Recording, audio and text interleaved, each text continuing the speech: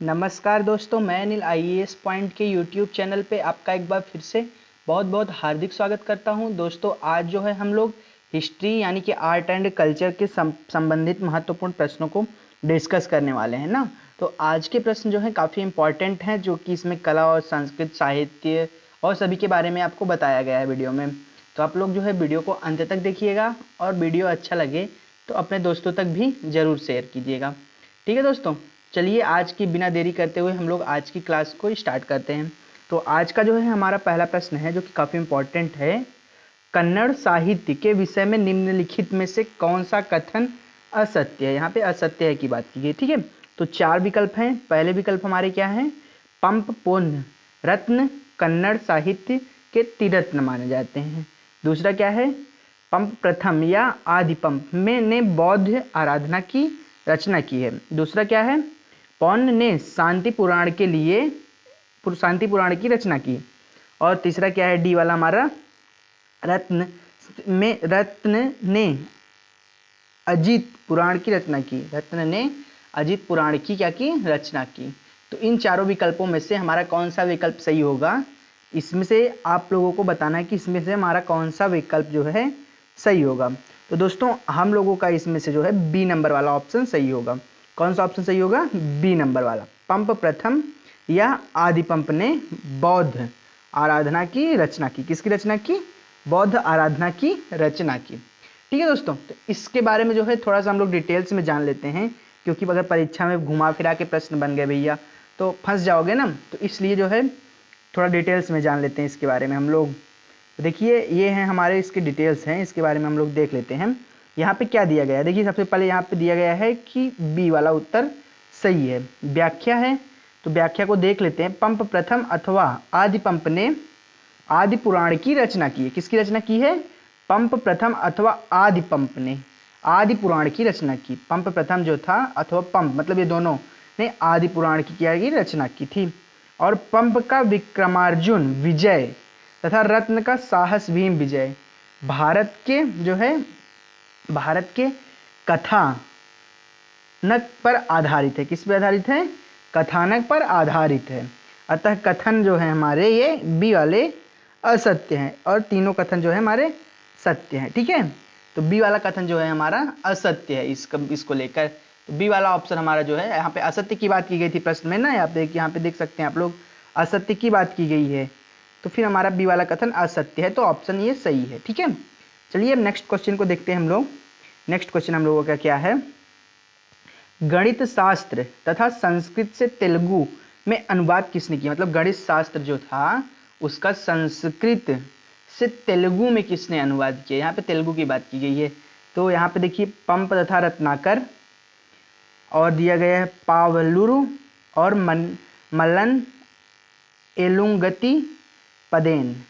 तो इसमें से कौन से किसने की थी? और फिर तीसरा है पातारुद्र देव और पालुरु मल्लन एलंगति पदेन तथा रत्नाकर। तो यहाँ पे जो है ये चार विकल्प हैं, इन चारों में से जो है कौन सा विकल्प हमारा सही है आप लोगों को बताना है। देखिए आप लोग कमेंट में जो है सारे क्वेश्चन का आंसर कोशिश किया करिए कि बताया करिए। सारे प्रश्न का आंसर आप लोग कमेंट में बताते हैं तो मतलब एक देखिए किसी क्वेश्चन के बारे में आप डिटेल्स में लिखते हो ना, तो वो चीज़ आपको पूर्ण रूप से याद हो जाती है, वो आपको कभी भूलती नहीं है। तो कोशिश किया करिए कि सारी चीज़ों के बारे में आप डिटेल्स में लिख दिया करिए। ठीक है दोस्तों, इसमें जो है हमारा सही है बी वाला ऑप्शन। पहले में बी वाला सही था, इसमें भी हमारा जो है बी वाला सही है। पावलुरु और मल्लन ने एलंगति पदेन, मतलब कि जो है पावलुरु मल्लन तथा एलंगति पदेन ये जो है गणित शास्त्र का अनुवाद जो है संस्कृत से जो है तेलुगु में किया था। ठीक है, चलिए अब इसके बारे में डिटेल्स में देखते हैं, क्योंकि एग्जाम में अगर प्रश्न बने तो फंसने नहीं चाहिए ना, तो इस वजह से देखिए देख लेते हैं। यहाँ पे दिया गया है दोस्तों, पावलुरु तथा मल्लन तथा एलंगति पदेन ने संस्कृत मूल से तेलुगु के गणित शास्त्र ग्रंथ का अनुवाद किया। किसका अनुवाद किया? गणित शास्त्र का अनुवाद किया। पावलुरु मल्लन तथा एलंगति पदेन ने जो है संस्कृत मूल से तेलुगु में गणित शास्त्र ग्रंथ का अनुवाद किया। ठीक है, 12वीं शताब्दी में नत्रचोड़ और कुमार संभवम की तेलुगु में रचना की गई। मतलब 12वीं शताब्दी में जो है चोड़ जो है और कुमार संभवम की रचना भी तेलुगु में की गई। अनेक विषयों तथा विधाओं में पनपने वाली रचनात्मक सिलगत मतलब पर्याप्त समृद्ध किया। क्या हुआ कि तेलुगु में भी जो शास्त्र वगैरह थे, जैसे कि गणित शास्त्र थे और कुमार संभवम थे। अच्छा हाँ, कुमार संभवम की बात आई तो आप लोग कमेंट में बताइए कुमार संभवम को जो है लिखा किसने था, मतलब कुमार संभवम के लेखक कौन थे। तो आप लोग को अगर पता कुमार संभवम के रचनाकार कौन है, आप लोग कमेंट में जरूर बताइएगा। ठीक है, चलिए हम नेक्स्ट क्वेश्चन को हम लोग देखते हैं। हमारा नेक्स्ट क्वेश्चन क्या है दोस्तों, कंबन तथा अट्टकुट्टन किस भाषा किस साहित्य से संबंधित है? कन्नड़ से, तेलुगु से, मलयालम से, और यहाँ पे एक विकल्प और होगा हमारे लिए जो है तमिल से। तो ये जो है किस उससे संबंधित हैं, अगर आप लोगों को पता हो तो बताइएगा। ये जो है संबंधित है किससे, आप लोगों को कुछ पता है इन सब के बारे में? कंबन तथा अट्टकुट्टन किस भाषा के साहित्य से संबंधित है? वो संबंधित है तमिल से। किससे दोस्तों? तमिल से संबंधित है। ठीक है, अब चलिए इनके बारे में देख लेते हैं हम लोग, इनके बारे में क्या है। यहाँ पे देखिए दिया गया है कंबन और ओट्टकुट्टन तथा पुंगलेनिद तमिल साहित्य के त्रिरत्न माने जाते हैं। क्या माने जाते हैं? त्रिरत्न माने। ये जो है तमिल साहित्य के ये तीनों जो है त्रिरत्न माने। तो यहाँ पे ऐसे भी प्रश्न हम लोगों के बन सकते हैं सॉरी, यहाँ पे देखिए क्या हमारे तीन प्रश्न ऐसे, मतलब ऐसे भी एक प्रश्न जो है इन तीनों का नाम दे दिया जाएगा और पूछा जाएगा कि तमिल साहित्य के त्रिरत्न कौन है ना। तो अगर ऐसे पूछ लीजिए तो इनका नाम आप लोग दिमाग में एकदम सेट कर लीजिए, बैठा लीजिए, सेव कर लीजिए, जो मन करे वो कर लीजिए, पर याद कर लीजिए। तो इन तीनों का नाम याद कर लीजिए, ताकि अगर प्रश्न आपके बने कि तमिल साहित्य के त्रिरत्न कौन माने जाते हैं, तो आप लोग आसानी से बता दो कंबन, अट्टकुट्टन और पुलकेनिद ना, सॉरी पुगलेनिद, ये जो है तमिल साहित्य के त्रिरत्न हैं। ठीक है, तो देखिए यहाँ पे कंबन तथा ओट्टकुट्टन कुलोत्तुंग चोल की राज्यसभा में सुशोभित, मतलब कि ये लोग जो है चोल के राज्यसभा में सुशोभित थे, मतलब चोल वंश में थे। और कंबन के जो है, कंबन ने तमिल में रामायण की रचना, ये भी याद रखना, जो है तमिल में रामायण की रचना किसने की?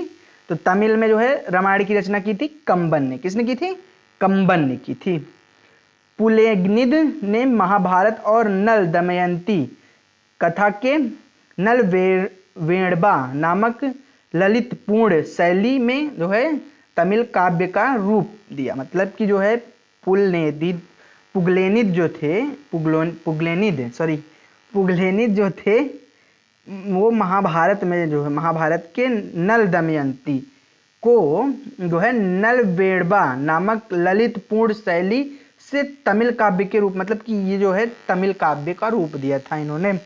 और जो है कुलोत्तुंग जो थे महाभारत के, ये जो है कुलोत्तुंग जो थे प्रथम ने शासनकाल में अव्य द्वितीय और महिला के नत्रुकव्य और कोलिवोल्लुकम आदि काव्य ग्रंथों की रचना की थी।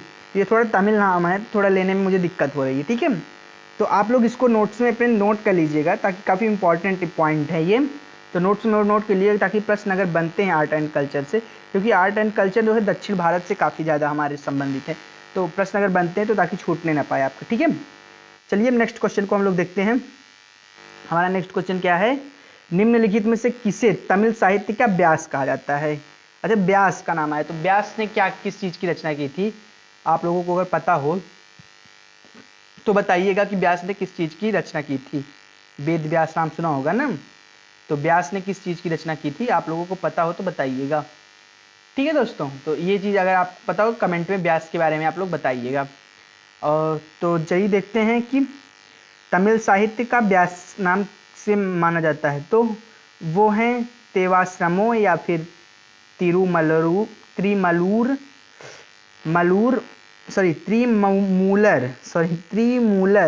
और सेक्युलर नंबी अंडार नंबी। तो ये जो है चार विकल्प हैं, इसमें से हमारे कौन से विकल्प सही हैं आप लोगों को पता हो तो बताइएगा। इसमें से दोस्तों हमारा सही है जो है नंबी अंडार नंबी। कौन? नंबी अंडार नंबी। ये जो है तमिल साहित्य के व्यास माना जाता है इनको। ठीक है, नंबी अंडार नंबी को तमिल साहित्य क्या क्या माना जाता है? व्यास माना जाता है। ठीक है, चलिए अब इनके क्वेश्चन के बारे में देख लेते हैं हम लोग डिटेल्स में। यहाँ पे दिया गया है कि 11 में तिरुमुरो के विशाल संग्रह प्रस्तुत करने के कारण नंबी अंडार, नंबी को जो है तमिल व्यास भी कहा जाता है। क्या कहा जाता है? तमिल व्यास कहा जाता है। शैव संतों से संबंधित जो है परियापुराणम नामक सक्कीलार की रचना आज भी लोकप्रिय है। ठीक है, और जो है तेवरम और चिरू वाचकम भजन के रचयिता जो हैं तिरुमुलुर के अलावा नंबी अंडार और नंबी सक्कीलार के भोजन भी तिरुमुरु में संकलित हैं। ठीक है, तो ये जो है काफ़ी इंपॉर्टेंट है, ये भी आप लोग चाहो तो नोट्स में जो है नोट कर सकते हो। ठीक है दोस्तों, चलिए अब नेक्स्ट क्वेश्चन को हम लोग देखते हैं। यहाँ पे दिया गया है दिल्ली सल्तनत के बारे में। किसके बारे में दिया गया है? दिल्ली सल्तनत के सुल्तानों के संदर्भ में निम्नलिखित में से कौन सा सही है? तो दिल्ली सल्तनत के सुल्तानों के संदर्भ में यहाँ पे कौन सा विकल्प हमारा सही हो सकता है दोस्तों? देखिए जो है कैसे, यहाँ पे सबसे पहले ये समझना पड़ेगा कि यहाँ पे करना क्या है। यहाँ पे क्या दिया है सही, कौन सा क्रम सही है? मतलब रुकनुद्दीन फिरोज शाह रजिया, उसके बाद जो है मुइजुद्दीन बहराम शाह, अलाउद्दीन मसूद शाह। फिर दूसरा विकल्प है रजिया, रुकनुद्दीन फिरोज शाह, और फिर है मुइजुद्दीन बहराम शाह, अलाउद्दीन मसूद शाह। अलाउद्दीन मसूद शाह, रुकनुद्दीन फिरोज शाह, मुइजुद्दीन बहराम शाह और रजिया। और फिर लास्ट वाला विकल्प हमारा अलाउद्दीन मसूद शाह, रजिया, मुइजुद्दीन बहराम शाह, रुकनुद्दीन फिरोज शाह। इसमें से जो है कौन सा कालक्रम सही है? मतलब कि जो है मतलब रजिया की उस जो है मतलब किस टाइप से बनते गए, इनका कालक्रम कौन सा था, ये यहाँ पे बात की गई है। यहाँ पे ये बात की गई। तो इसमें से दोस्तों हमारा जो है कौन सा विकल्प सही होगा? ए वाला विकल्प सही होगा। कौन सा? ए वाला विकल्प यहाँ पे हमारा ये वाला सही होगा। ठीक है, तो इसके बारे में अच्छे से समझ लेते हैं ताकि आप कंफ्यूजन न बना रहे। यहाँ पे देखिए दिएगा इल्तुतमिश ने जो है रजिया को अपना उत्तराधिकारी चुना, किंतु इल्तुतमिश की मृत्यु के दूसरे दिन जो है रुकनुद्दीन फिरोज शाह की गद्दी पर बैठ गया। ठीक है, मतलब जो इल्तुतमिश था वह रजिया को अपना उत्तराधिकारी चुना, किंतु जब इल्तुतमिश की मृत्यु हुई तो रुकनुद्दीन जो था फिरोज शाह की गद्दी पे बैठ गया। फिर उसके बाद जो है 1236 में रजिया सत्तासीन हुई। तत्पश्चात 1240 से 1242 तक मुइजुद्दीन बहराम शाह गद्दी पर बैठा था।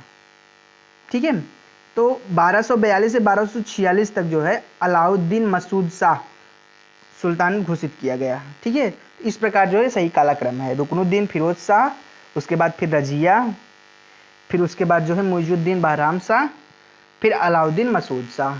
तो ये सही कालक्रम है दिल्ली सल्तनत के काल में। और दिल्ली सल्तनत का वास्तविक संस्थापक किसे कहा जाता है? आप लोगों को अगर पता हो तो कमेंट में बताइएगा कि दिल्ली सल्तनत का वास्तविक संस्थापक किसे कहा जाता है। अगर पता हो तो आप लोग कमेंट में जरूर बताइएगा। चलिए अब इसके नेक्स्ट क्वेश्चन को हम लोग देख लेते हैं। हमारा नेक्स्ट क्वेश्चन क्या है? किस मुसलमान इतिहासकार ने रजिया के विषय में लिखा कि उसने सुल्तान होने के सभी गुण मौजूद थे, परंतु सारे गुणों का फायदा ही क्या हुआ जब वह एक स्त्री के रूप में पैदा हुई? मतलब कि इसने जो है किस इतिहासकार ने कहा कि रजिया के अंदर जो है एक सुल्तान के सारे गुण मौजूद थे ना, तो जो है कौन सा मतलब रजिया के अंदर सारे गुण, फिर भी वह स्त्री है तो पैदा हुई, तो उस गुणों का क्या फायदा है, यहाँ पे बात की गई। सबसे पहले तो मैं बताऊंगा कि ये पॉइंट गलत है, क्योंकि स्त्री और पुरुष से पहले के ज़माने में होते थे, फिलहाल ऐसा हम लोग कोई वो नहीं ले सकते थे। पहले के ज़माने में ये सब नॉर्मल चीज़ थी, कोई बड़ी बात नहीं थी ये सब बोलना ना, स्त्रियों को एकदम नकारा समझा जाता था, तो ये कोई बड़ी बात नहीं है पहले के ज़माने को अगर हम मान ले तो। और रजिया जो है वो पहली महिला शासिका है, ये भी याद आप लोग रखना, क्योंकि पूछा जाता है कभी कभी प्रश्नों में पहली महिला शासिका कौन है, तो रजिया सुल्तान है। कौन है? रजिया सुल्तान है। चलिए देखते हैं किसने कहा था। बरनी ने, बदायूनी ने, मिन्हास उस सिराज ने, अफीफ ने। तो किसने कहा था दोस्तों? अगर आपको पता हो इसके बारे में कुछ तो आप लोग कमेंट में बताइएगा। किसने कहा था? मिनहाज उस सिराज ने कहा था। किसने कहा था? मिनहाज उस सिराज ने कहा था। मिनहाज उस सिराज ने मतलब कहा था कि जो है रजिया के मतलब सारे गुण अंदर हैं सुल्तान के, पर वह स्त्री पैदा हुई तो उन गुणों का क्या फायदा। किसने कहा था? वो मिनहाज उस सिराज ने कहा था। ठीक है, चलिए अब इसके डिटेल्स को देख लेते हैं हम। यहाँ पे दिया गया है मिनहाज उस सिराज, कौन? मिनहाज उस सिराज ने लिखा कि रजिया बुद्धिमानी, लोकोपकारी, अपने राज्य का कल्याण करने वाली, न्यायप्रिय, अपनी प्रजा का पालन करने वाली एक महान योद्धा थी। दुर्भाग्य यह था कि वह स्त्री के रूप में पैदा हुई, इसलिए अमीर वर्ग ने उसे शासक के रूप में स्वीकार नहीं किया। मतलब कि जो अमीर लोग होते थे, स्त्री, यार पहली चीज तो है कि स्त्री ने हमको पैदा किया, जिस स्त्री ने हमको पैदा किया आज हम उसी स्त्री को कह रहे हैं कि किस काम की है, ये कहाँ का न्याय हुआ भाई? तो ये गलत है। चलिए नेक्स्ट क्वेश्चन को हम लोग देखते हैं। हम लोगों का नेक्स्ट क्वेश्चन है यहाँ पे, कुतुब मीनार के विषय में निम्नलिखित में से कौन सा कथन असत्य है? ठीक है, पहला, कुतुब मीनार का निर्माण जो है कुतुबुद्दीन ऐबक ने आरंभ किया। दूसरा, इसका निर्माण इल्तुतमिश ने पूरा कराया। और तीसरा, गयासुद्दीन तुगलक के शासनकाल में इसकी चौथी मंजिल को काफ़ी हानि पहुंची। और पांचवा है, फिरोज शाह तुगलक के शासनकाल में चौथी मंजिल